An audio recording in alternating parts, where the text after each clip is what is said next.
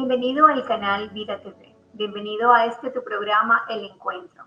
Hoy estaremos una vez más al encuentro de un Dios de amor, un Dios Padre, Hijo y Espíritu Santo, un Dios redentor y un Dios de salvación, el Dios de vida y vida en abundancia.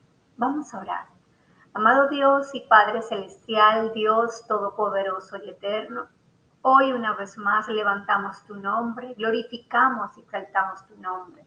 Hoy me uno, Señor, con cada persona que se encuentra en la audiencia para clamar ante tu altar y decirte que tú eres el Rey de Reyes y el Señor de Señores, que tú eres el Santo de Israel, que tú eres la estrella de la mañana y eres el príncipe de paz. Y sobre todas las cosas, eres nuestro amigo fiel, aquel que nunca falla. Eres nuestro ayudador, eres nuestro alto refugio y eres aquel que vive y reina por los siglos de los siglos. Te pedimos una vez más, Padre, que por tu gracia, tu favor y tus misericordias, que son nuevas cada mañana, tu palabra cause un efecto transformador en nuestras vidas, que sea trayendo esperanza, que sea trayendo redención a nuestra vida, que sea abriendo las cárceles, nuestras prisiones, Padre. En el nombre de Jesús. Amén y amén. He titulado el mensaje de hoy, El mensajero de la libertad. Y le invito a abrir su Biblia en el libro de Isaías, en su capítulo 61, en sus versículos del 1 al 4. Y leemos la palabra en el nombre del Padre, del Hijo y del Espíritu Santo de Dios. El Espíritu de Jehová, el Señor, está sobre mí, porque me ungió Jehová y me ha enviado a predicar buenas nuevas a los abatidos, a vendar a los quebrantados de corazón, a publicar libertad a los cautivos y a los presos apertura de la cárcel, a proclamar el año de la buena voluntad de Jehová y el día de venganza del Dios nuestro, a consolar a todos los enlutados, a ordenar que a los afligidos de Sión se les dé gloria en lugar de cenizo, óleo de gozo en lugar de luto, manto de alegría en lugar de espíritu angustiado, y serán llamados árboles de justicia, plantíos de Jehová para la gloria suya. Y en el versículo 4 dice, reedificarán las ruinas antiguas y levantarán los asolamientos primeros y restaurarán las ciudades arruinadas, los escombros de muchas generaciones. El capítulo 61 es una magistral descripción del ministerio de nuestro Señor Jesucristo y es de una forma como lo representa para nosotros como iglesia y aún como lo representa para toda la humanidad. El profeta Isaías se conecta al cielo y trae una gloriosa revelación de lo que Cristo representa en la historia de la humanidad desde la fundación del mundo. Y en su versículo 1, él hace referencia a que el Espíritu de Jehová, el Señor, está sobre mí, haciendo alusión que está sobre Jesucristo, porque me ungió Jehová. La palabra ungió viene de ungir, de frotar con aceite para consagrar algo o para consagrar a alguien. Masha, que es la palabra hebrea, aparece más o menos 70 veces y se refiere a la costumbre de frotar o untar con aceite, un aceite santificado a personas santas o a cosas sagradas. ¿Para qué? Para su consagración. En particular, tanto los sacerdotes como los reyes fueron instalados en sus cargos mediante la unción.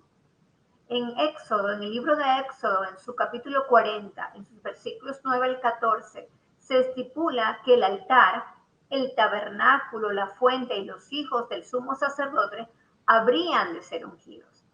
El delineado más importante de Mashiach, Mesías, quiere decir ungido. Como Jesús es el ungido prometido, su título llega a ser Jesús el Mesías, Mashiach. Se traduce al griego como Christos, de ahí designación de Cristo. En la profundidad de las palabras del profeta Isaías, para describir esta profecía, la unción que estaba sobre el Mesías, que estaba sobre Yeshua HaMashiach, que estaba sobre Jesús de Nazaret, el Hijo de Dios. Y en su mismo versículo 1 sigue hablando el profeta diciendo que había enviado a predicar buenas nuevas a los abatidos. El Mesías anuncia que está aquí para sanar el daño que trae el pecado a la humanidad o que trae el pecado a una persona. El pecado ha hecho un gran daño, por lo que es necesario que haya una obra de redención. ¿Y qué es la redención? Se refiere al sacrificio que hizo Jesucristo con su pasión y muerte, salvar a la humanidad y abrirle las puertas del reino de los cielos que habían sido cerradas por el pecado, por la desobediencia de Adán. Había un Mesías, un Mesías prometido a la humanidad que tenía que venir al mundo como hombre, caminar en la tierra y morir en la cruz del Calvario y resucitar para la redención de los pecados de toda la humanidad. En este sentido, Jesucristo, muerto en la cruz, es el redentor de los hombres. La redención es el perdón de los pecados y supone la reconciliación con Dios para aquellos que alcanzan la vida eterna. ¿Y cómo se alcanza la vida eterna?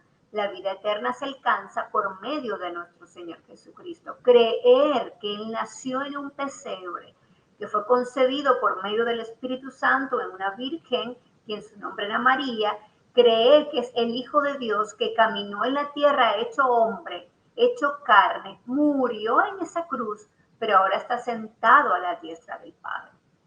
Dice la Biblia al respecto de Cristo que tenemos redención mediante su sangre, el perdón de nuestros pecados. En el libro de Efesios, en su capítulo 1, en su versículo 7, el apóstol Pablo dice: en quien tenemos redención por su sangre, el perdón de pecados según la riqueza de su gracia. ¿Qué es una persona abatida o qué es un abatido? Es una persona que ha perdido el ánimo, que ha perdido las fuerzas. Una persona abatida es una persona que está a punto de derrumbarse. El Señor vino a traer buenas nuevas a los abatidos, a toda persona que se sienta sin fuerza, a toda persona que se sienta sin ánimo, a toda persona que sienta que está a derrumbarse, que su vida está hecha a pedazos. Allí llega el Mesías, el Salvador. En el Antiguo Testamento, desde la palabra hebrea Basher, que suele referir a las buenas noticias de una nueva victoria, pero hace referencia a una victoria militar, porque siempre estamos bajo un escenario de batallas, porque el Señor nos ha prometido que vamos de batalla en batalla y vamos de victoria en victoria. Y estas buenas noticias que el Señor trae a los abatidos, que dice el versículo 1, puede subir una victoria sobre el opresor de ese abatido. Ese opresor que lo tiene sin fuerza, que lo tiene sin ánimo, que lo tiene sin esperanza. Hay una victoria por medio de Jesús de Nazaret, el Cristo, sobre ese opresor. En el Antiguo Testamento se usaba Basher para referirse a la salvación específicamente que Yahvé trae a su pueblo sobre su opresor por medio de Cristo, solo por medio de Cristo, que es el único mediador entre Dios y los hombres.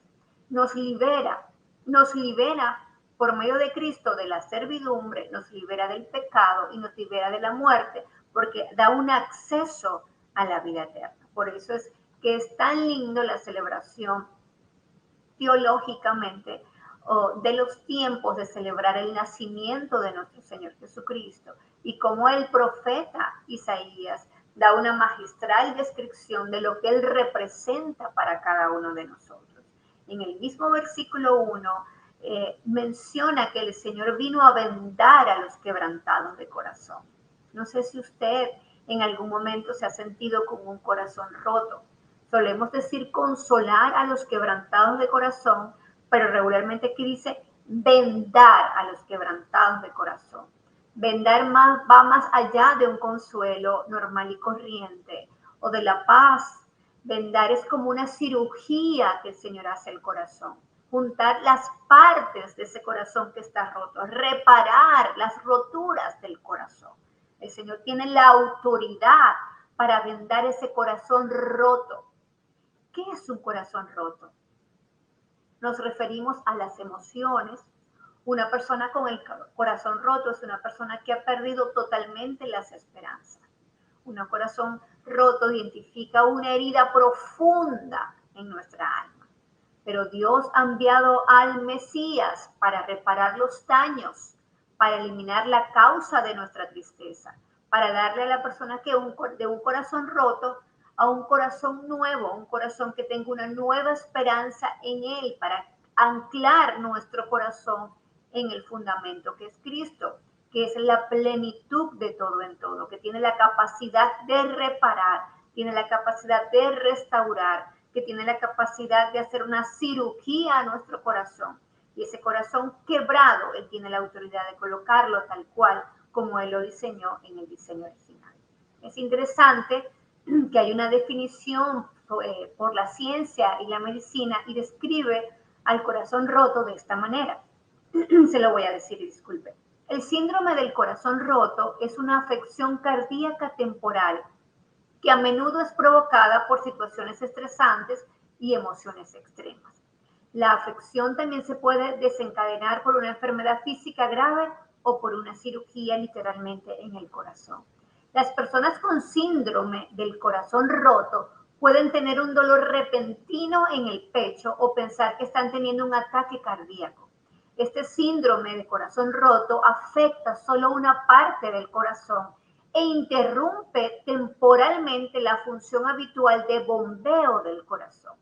El resto del corazón continúa funcionando correctamente o incluso puede contraerse con más fuerza, pero hay una parte del corazón que se encuentra roto, fisurado. Los síntomas del corazón roto son tratables. Este síndrome generalmente se revierte en días o semanas. Y este síndrome del corazón roto también se le puede llamar de la siguiente manera: miocardia o miocardiopatía, y tiene muchísimas definiciones. Pero lo más interesante es que la Biblia nos habla de un corazón roto, de un corazón herido, un corazón que necesita una cirugía espiritual a esas heridas profundas que usted y yo tenemos en el caminar de nuestra vida. ¿Quién te ha roto el corazón? ¿Hay alguien? No sé, hay expresiones que en algún momento usted y yo podemos decir: alguien me rompió el corazón o me siento con el corazón roto. Las traiciones traen este tipo de emociones. Alguien que le haya herido el corazón en alguna de las circunstancias, ya sea un familiar, una persona cercana o no cercana, o la vida en general. Usted tiene personas que es posible que una parte de su corazón usted sienta que esté roto, que le han causado una herida, que le han causado una fisura. Y eso, tanto espiritualmente como naturalmente, usted siente un dolor en su pecho, tiene falta de respiración. Aquel que da alientos de vida, aquel que vive y reina por los siglos de los siglos, dijo el salmista en el Salmo 147 del 3 al 5, decía: Él sana a los quebrantados de corazón y venda sus heridas.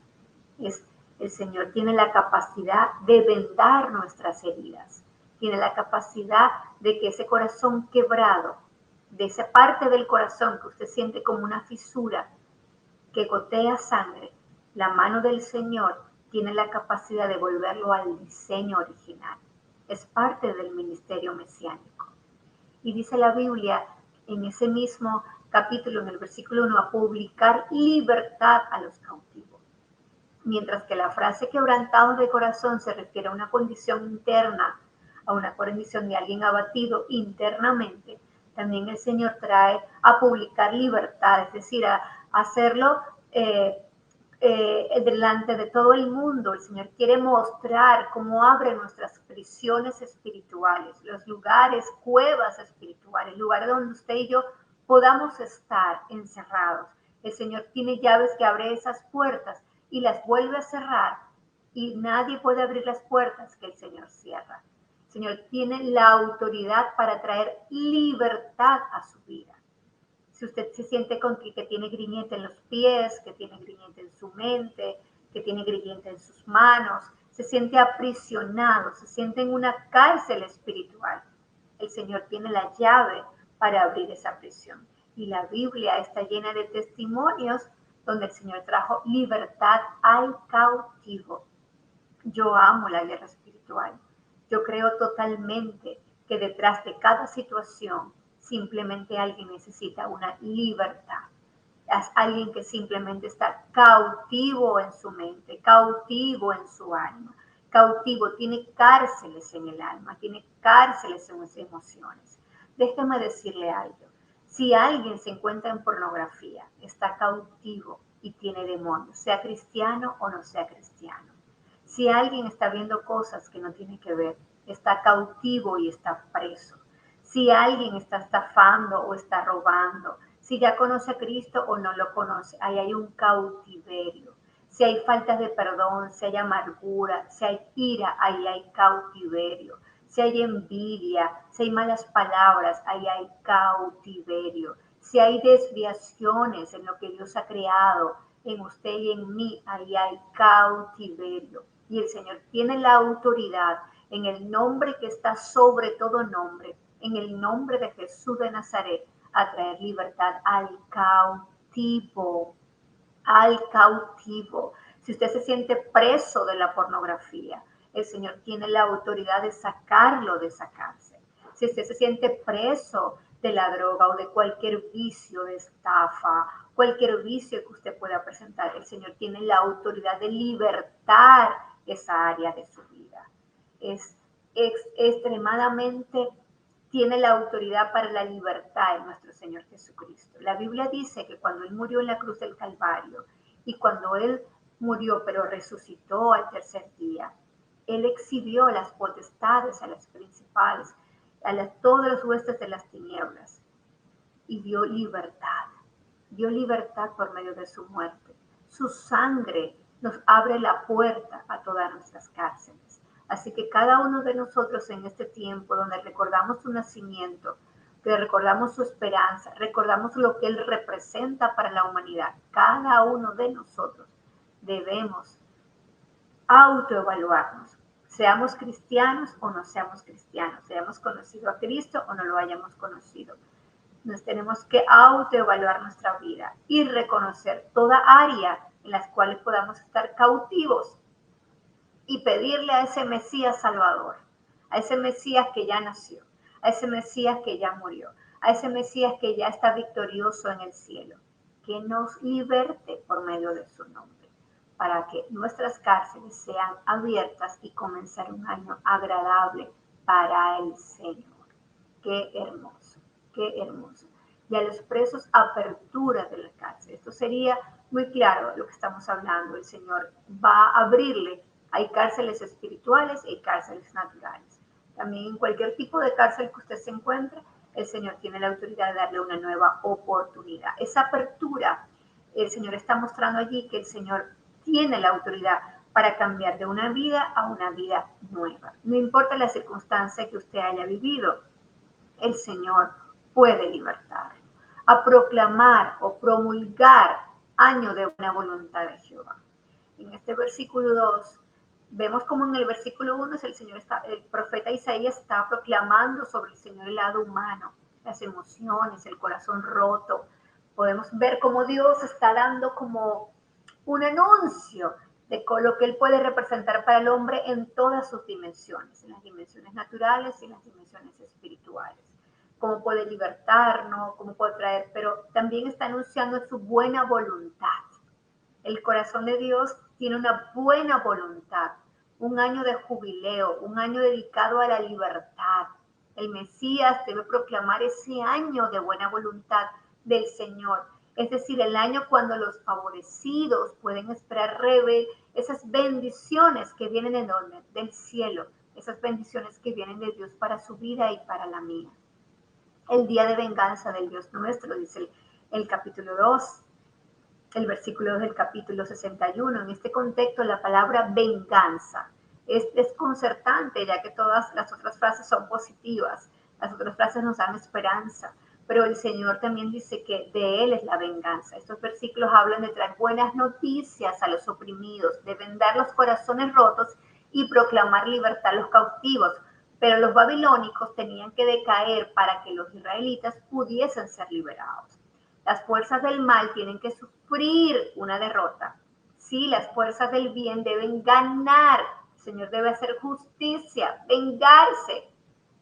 En este sentido, Dios trae venganza sobre los que se oponen a Dios. Y Él consuela cada luto. Él consuela a todos los enlutados. Es decir, el Señor elimina toda causa de nuestra lamentación. Traerá esperanza, nuevas esperanzas para todos los que nos lamentamos, a todos los que hemos tenido alguna pérdida en nuestra vida.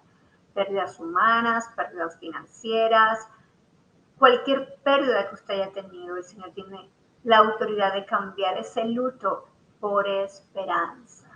A ordenar acción a los enlutados para darles gloria, tocado, turbante, corona, en lugar de ceniza. Es un juego de palabras, pero trae una belleza poética que es imposible reproducir lo que Dios quiere decir para nuestro bien, para nuestro bienestar. Lo que era en algún momento una lamentación o una ceniza para nosotros, el Señor la cambia como esa señal de nuestra lamentación, nuestra forma de vestir, nuestra forma de hablar, cómo nos vemos. A veces podemos dejar de sonreír, nos sentimos grises, oscuros, nos sentimos envejecidos, enlutados, en lamentación. No hay alegría, no hay un motivo de alegría. El Mesías nos dará una señal de gloria, una corona para adornar nuestras cabezas. El Mesías, esas cenizas ya no serán apropiadas para cada uno de nosotros, porque en la presencia de Dios cambiará nuestra lamentación. ¿Por qué? Por gozo. Dice, el gozo del Señor es nuestra fortaleza.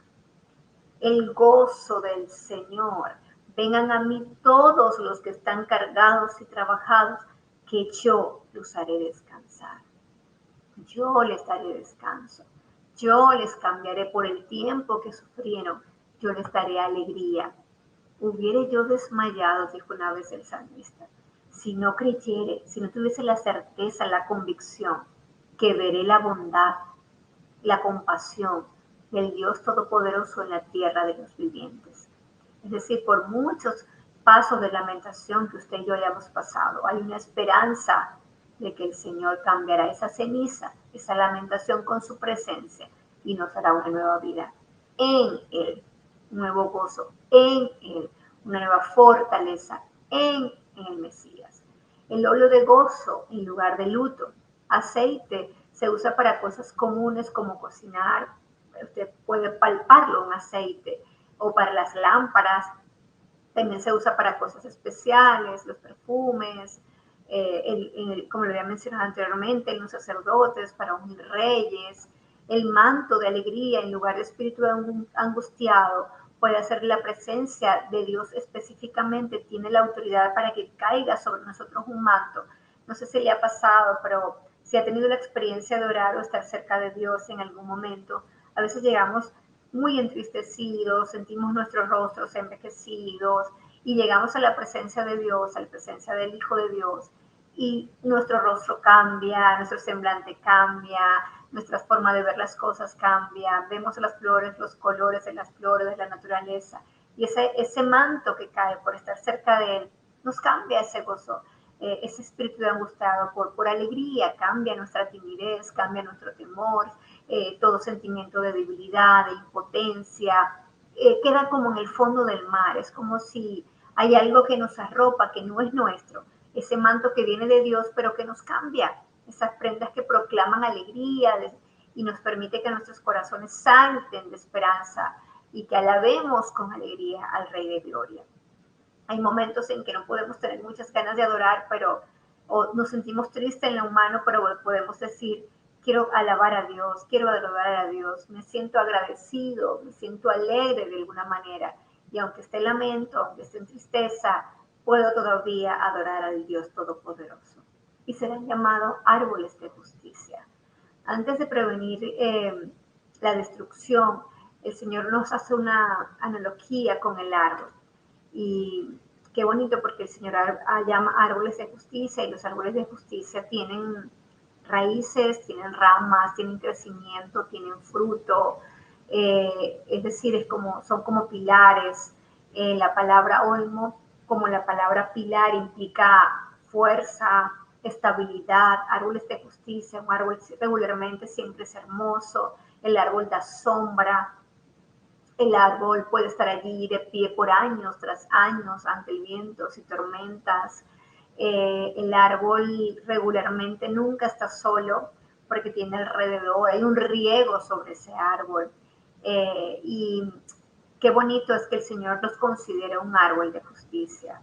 Les voy a compartir una palabra. Yo emigré hace años y hay una palabra que fue dada sobre mí la semana pasada pastoralmente, y el Señor nos decía como familia que había sacado el árbol con raíz y todo, y hemos sido trasladados el árbol completo, la raíz, los frutos, la sombra, y que éramos árboles de mucha sombra y que no se había quedado nada, ni una hoja había caído, sino que Él había mantenido todo nuestro árbol, todo lo que habíamos construido como personas, como familia, como ministerio, todo lo que lo habíamos estado en Él lo había trasladado como árbol de justicia de un lugar a otro, porque los árboles pueden ser arrancados de raíz cuando lo hace el Señor, y Él nos traslada a otro lugar y nos vuelve a plantar, y no perdemos ni el tamaño, no perdemos ni la sombra, no perdemos ni los frutos, no perdemos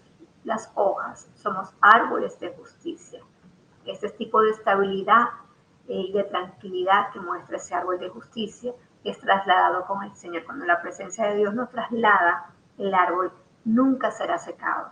Así incluso usted se mueve a otro lugar, el árbol el Señor lo va a sacar completo, que fue la palabra que Dios nos dio como familia a nosotros.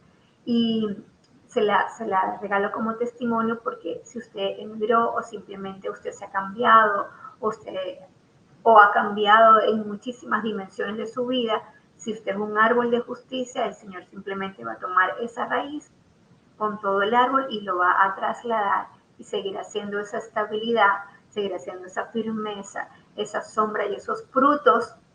Nadie puede arrancar los frutos de un árbol de justicia. Esos frutos son suyos, aunque le tiren muchas piedras, esos frutos son suyos, usted se los lleva al lugar y usted le da la sombra como árbol a otros, y usted va con él como árbol de justicia, se va llevando incluso la sombra de su propio árbol. La gente de Dios, el remanente fiel de Dios, como estos árboles son una metáfora del pueblo de Dios, es gente fuerte, bella, justa, es un pilar de comportamiento. Gente que aunque se equivoca, sabe corregir y mostrar su testimonio de vida para mostrar que el Rey de Gloria, sus testimonios, sus leyes, la voluntad de Dios, que es buena, que es agradable y que es perfecta. Árboles de justicia, plantíos de Jehová. ¿Para qué? Para la gloria y honra de su nombre. Y tu pueblo, todos ellos serán justos, para siempre heredarán la tierra, renuevos de mi plantío, dice la palabra, obra de mis manos para glorificarme. Qué hermoso. El versículo anterior, y en su capítulo 60, en su versículo 21, el Señor nos mostraba cómo somos renuevos y plantíos de Él. Y en el capítulo 61, el Señor nos muestra que somos árboles de justicia. El Señor nos hace analogías de productividad, analogías con la naturaleza, un jardín bonito que refleja la gloria de su jardinero. También un pueblo de Dios que ha hecho bello, bello la obra de nuestro Señor Jesucristo, aún con nuestros errores, con nuestros defectos, con nuestras incapacidades. Hay una belleza de Dios que siempre va a florecer y que vamos a dar en ese árbol de justicia. Edificarán los desiertos antiguos y levantarán los asolamientos primeros y restaurarán las ciudades asoladas, los asolamientos de muchas generaciones. ¿Qué es un asolamiento? Es una ruina y destrucción completa de un edificio, de un territorio, entre muchas otras cosas, donde no queda nada de pie, un daño o pérdida muy grave o irreparable, dice el diccionario. Reedificar es construir de nuevo una edificación destruida y volverla al diseño original y aún colocarla de una manera mejor. Las ruinas antiguas es una ruina o una construcción abandonada, destruida, inhabitada. Hay vida de personas, o usted y yo en algún momento Cuando llegamos a Cristo, llegamos en ruinas. ¿Cuántos hemos dicho? Cuando llegamos a Cristo sentimos que nuestra vida estaba en pedazos, estaba en el piso. Son desastres espirituales vivientes. Somos eso, sin Cristo Jesús, sin el Mesías. La suma de nuestras malas decisiones, de nuestros pecados, la suma de nuestras experiencias pasadas, nuestro territorio, nuestra familia, nuestros padres, todo, nuestra orfandad. Usted le coloca el nombre que tenga su característica personal, pero al final somos vidas en ruinas y solo queremos ser levantadas de esta destrucción y llegamos al Mesías para que Él tenga una intervención divina con su poder y nos ayude a poner todo en orden, a santificar nuestra vida, a consagrarnos, a ordenarnos, a volver a reedificar eso que se había caído en nuestra vida como templo, como edificio, y reconstruye todas esas ruinas. El Señor nos está llamando a eso. Y después nos volvamos reconstructores para otros.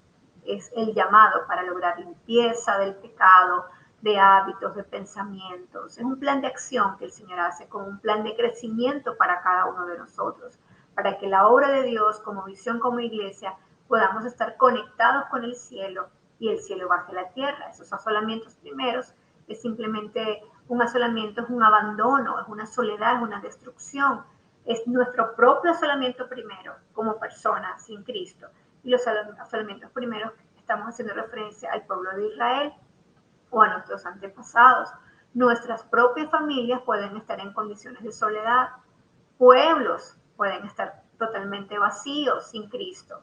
Y Cristo nos ayuda a levantar naciones, nos ayuda a levantar iglesias, nos ayuda a levantar familias y nos ayuda a construir o a reconstruir nuestras propias ruinas y trae un levantamiento de nuestros asolamientos. Y todo asolamiento necesita la vida de Dios. Estas no son ruinas superficiales. Hay ruinas o asolamientos profundos e internos donde solo puede llegar el Señor. Y hay vidas que simplemente están abandonadas, pero Cristo no hace acepción de personas. Y Cristo trae tanto a la tierra de Israel como a usted y a mí, quiere que rejuvenecernos, restaurar su belleza completamente. Y fíjese que en el libro de Lucas hace referencia en su capítulo 4, en su versículo 16 al 22, la misma referencia o el cumplimiento de lo que dijo el profeta Isaías en su capítulo 61, en su versículo 1 y 4. Podemos irnos al Nuevo Testamento y en el libro de Lucas, en su capítulo 4, vemos como el Señor dijo, el Espíritu de Jehová, el Señor está sobre mí. Jesús lo habló en la sinagoga de Nazaret, su ciudad natal. O sea, no solamente está la profecía poética, grandiosa, majestuosa de lo que el profeta dijo de Jesucristo, sino que el propio Jesús confirmó que le estaba cumpliendo toda esta profecía. Abrió el rollo del libro de Isaías en su capítulo 61 y quizás hizo una lectura asignada o escogida por él mismo y leyó desde el principio del capítulo hasta todo el capítulo cuando se sentó y simplemente dijo que se había cumplido esta escritura delante de vosotros. Jesús es la persona descrita en Isaías 61 del 1 al 4 y en él y sobre él está el Espíritu de Jehová. Cuando el Espíritu del Señor desciende sobre una persona suele conferir poder, autoridad. Y en el libro de Isaías esta frase aparece 4 veces y se refiere a la transmisión de sabiduría, entendimiento y todo el poder y toda la autoridad que está sobre el Mesías Jesús de Nazaret. Y esa es la promesa cumplida tanto para el Antiguo Testamento, para todo el pueblo de Israel, como cumplida en el Nuevo Testamento y cumplida en Cristo para la iglesia y para usted y para mí en este tiempo. Por eso la misión del Mesías es tan necesaria como en el Antiguo Testamento, como en el Nuevo Testamento y como en el presente para nuestros corazones desalentados. Necesitamos escuchar las buenas nuevas de liberación para quienes por años hemos estado presos del pecado, de los vicios, de la amargura, de la envidia. Necesitamos sanidad espiritual y necesitamos sanidad espiritual. Necesitamos que nuestros corazones quebrantados, el Señor llegue con su cirugía espiritual a que esas hendiduras sane nuestra herida. Toda herida de corazón Él puede sanarla. No solo son las heridas físicas, sino esas heridas que están profundas en nuestro corazón. Trae consuelo a nuestros lamentos y trae libertad a nuestras cárceles. Y en lugar de esa tristeza que ilustran las cenizas, aceite que hace brillar el rostro en lugar de oscuro luto, y sobre todas cosas un manto de alabanza quiere colocarnos a cada uno de nosotros para que no tengamos un espíritu angustiado, sino un espíritu de alabanza que cante al Rey de Gloria. Vamos a orar. Amado Dios y Padre Celestial, Dios Todopoderoso y Eterno, milagroso y poderoso Señor, hoy, Padre de la Gloria, queremos recibir de ti esa sanidad, queremos recibir esa salvación, queremos recibir de tu unción en cada uno de nosotros, que seas tú trayendo a nuestra vida paz, que seas tú cambiando nuestros lutos, que seas tú sanando nuestros corazones, que seas trayendo salvación y vida eterna. Hoy que recordamos, Señor, tu nacimiento, recordamos en tiempos, Señor, decembrinos, en el mes de diciembre recordamos que el Mesías, el Salvador, vino a la tierra. Queremos apropiarnos de la promesa del profeta Isaías y queremos apropiarnos de cómo tú la cumpliste y lo dijiste en el libro de Lucas. Queremos abrazarnos en este tiempo de todo lo que tú representas para la humanidad. Queremos recibir esa libertad, queremos recibir esa unción, queremos recibir de tu amor. Queremos, Señor, caminar contigo y que tú seas nuestro Mesías Salvador. En el nombre de Jesús te damos gracias. Amén y amén.